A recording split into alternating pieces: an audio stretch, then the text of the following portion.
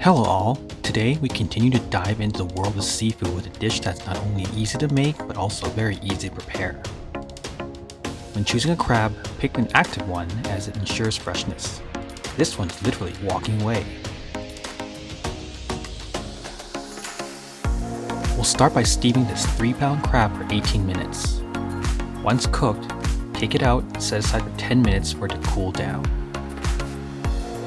Now that it's cool, we'll open it up by holding the shell with one hand and the legs with your other hand.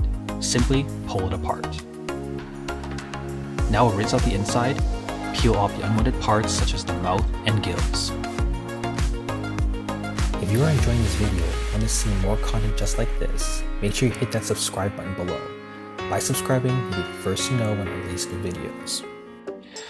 Now let's start by breaking it apart for serving. We'll snap it in half, and then cut off each leg at the joint closest to the body. Do the same for the other half as well. Many people don't know this, but the meat within the body is the most tender and sweet. We'll cut the body along the indents between each leg. And now we're ready to eat. Eating crab is a communal experience. The act of cracking open your crab shells and sharing the joys of eating with friends or family is an enjoyable and interactive social experience.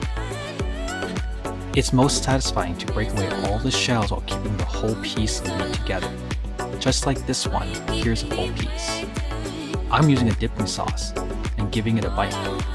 Wow, what an unbelievable taste. The dipping sauce is simply mirin and soy sauce. The mirin adds sweetness while the saltiness of the soy enhances the crab flavor.